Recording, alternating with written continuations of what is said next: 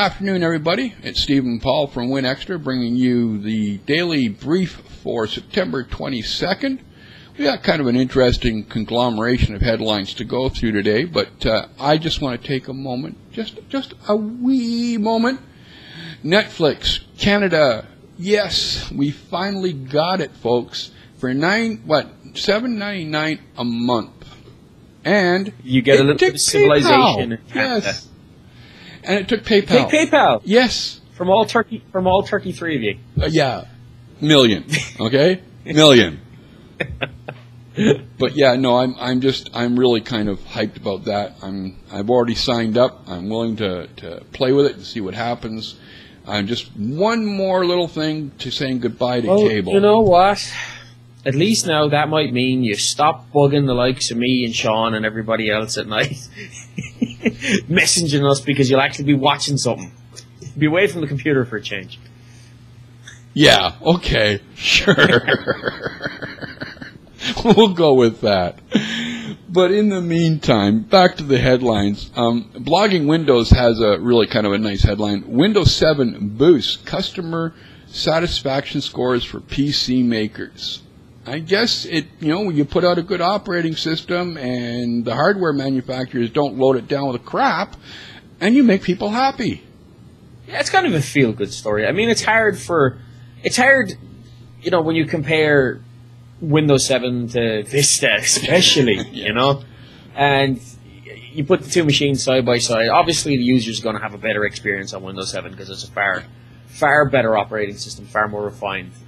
This is really a sort of a happy story, happy feel-good. There's not much substance to it, except the plain state the obvious. Windows 7 is better. Yes. Makes you feel good. Yes, and we can carry your toes in the morning. And we can only hope that they maintain this role for Windows 8 when it starts to get put together. I'm fairly sure they will, and I was reading yesterday. Well, speaking of keeping things good, we've been obviously looking a lot at the IE9 beta. That's going to be the default browser in 8 when it comes out in 2012. Yeah. I was kind of hoping we might have had a 10 by then, but Well, you never know. If they actually take this whole, iteration thing seriously and, really pump out the improvements as they come along, sure, Google does it and everybody points to them, but you know what? There's nothing wrong with pointing to that. No, there's not. No. Copy what works and keep at it. Good news as well, happy news as well for the people running small to medium-sized businesses. You can now throw away your McAfee, throw away your Norton, throw away all that money that you're wasting every single month on subscriptions to bloated and bloatware antivirus services, because Microsoft Security Essentials is now free for your small business to use for up to 10 PCs at a time. Yeah, I will note one thing, though. I was reading yesterday, there was a couple reviews out about the new Norton 2010. Apparently, they've really sleeked that sucker down, and it's supposedly very, very good. So, yes, but what's the price point? Yeah, true enough, But speaking of antivirus software and stuff that's bloated, something we didn't have in the show notes today, I don't know if you caught it. McAfee has launched an URL shortening service.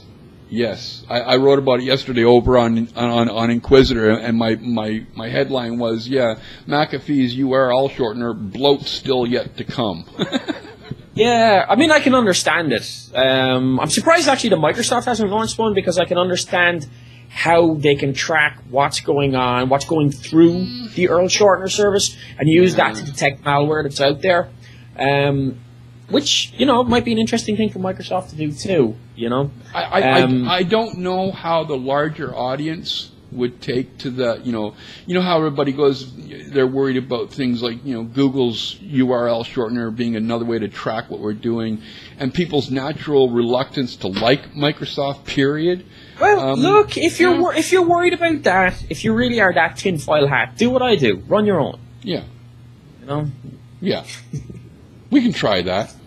Well, actually, we should try that for WinExtra, too. I hadn't thought about that. Well, I have one at the moment. It's scrw.us, otherwise said as screw.us. Yes. But, yeah, I mean, they're easy enough to set up. And if anybody is interested in hosting one on their own server, go and check out Urls.org, which is an entire PHP implementation. Very, very good. That's what I use. I'll have to look into that. Okay.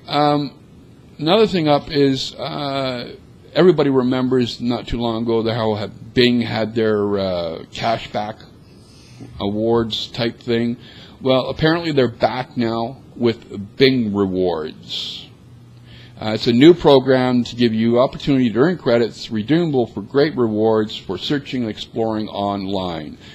Boo-hoo. Who bloody well came out with this? Why haven't they been taken out back, beat to death with a hamster or something? Because, you know, Microsoft released this beautiful beta browser, right? Absolutely awesome. Yes. And, you know, when you're logged into Windows Live, they can track what you do, etc., etc., etc. And now we're being told, in order to use Bing Rewards, you have to install a toolbar. No. What twat came up with this? No, I'm sorry. That's not going to work, guys. You just totally ruined the beauty of your Internet Explorer 9 browser by making us. Well, you know what? A whole load of people probably, you know, most people won't even hear about this, let alone install it, which is probably a good thing. You know, but I mean, well, there has to be a better way to do this than install a browser. Install a toolbar. Up until the point where I read about the toolbar, I was looking at, you know, hey, give it a shot, because I use Bing all the time. But then I saw you need a toolbar. No, thank you. Ain't doing it. Yes, another way to clog down and slow down your system. Thank you very much, Michael. No, ain't gonna happen.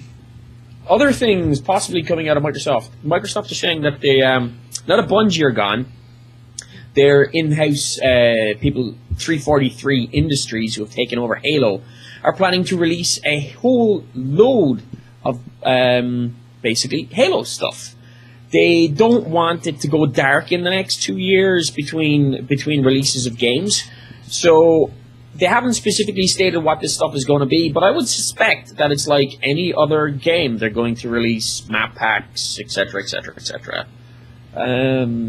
Interesting news for those of you who bought Halo Reach and can actually get it to run on your Xbox.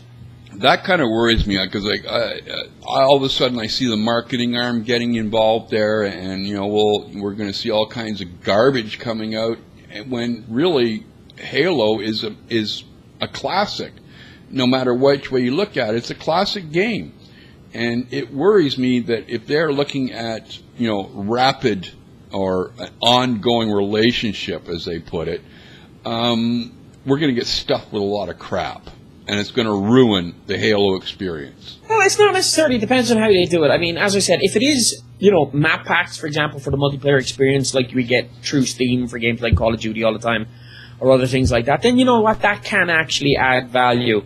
Of course, the price point and the quality is going to be the kicker, especially considering it's no longer Bungie that will be handling it, but 343 Industries. Yeah, I don't know. I guess we'll have to wait and see. I'm nervous.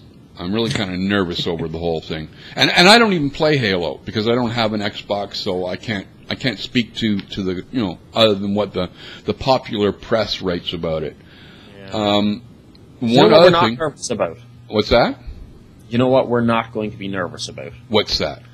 Not being able to keep up with our RSS feeds on Windows Phone 7. Yes, with a beautiful, actually a really nice looking RSS reader. It is called Fuse. It's French. It's a French developer, Rudy Hoon.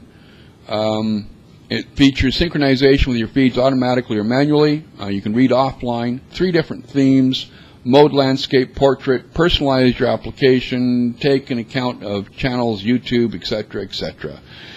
And from the video you're obviously going to be seeing here, it is actually a really nice looking little app. Yeah, it looks nice. It runs fast. I like 2 of the themes. I'm not quite so sure about the Ipsum theme.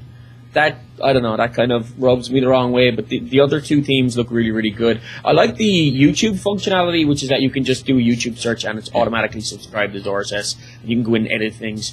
Looking at the video, this guy obviously has a hard-on for Engadget. Because I'm starting to wonder whether or not Engadget sponsored the making of the video or something. Yeah. But, you know, it's really, really good. It looks really, really nice. Seems to run really, really smooth. Two of the themes, at least, stick to the whole Metro UI very, very well. Yeah.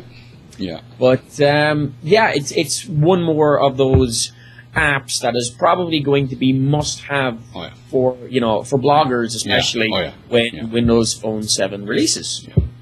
But on that note, folks, the good and the bad of today's headlines. This is Steve. This is Paul from WinExtra with Daily Brief. We'll catch you all tomorrow. Have a good afternoon, everybody. Take it easy, folks. Hey everybody, I'm Paul O'Flaherty from WinExtra.com, and if you're like me, then more than once you've been the victim of accidental data loss. Whether you were transferring pictures of your kids from your camera to your laptop, or you've been working on a document all night long for work, we've all accidentally hit that delete key and been unable to get back those precious memories and files that were lost. Well, thanks to Search and Recover from Iolo, you may be able to ensure that that never happens again. The next time you accidentally hit the delete key, Search and Recover will help you get those files back with ease. It doesn't matter where you deleted them from.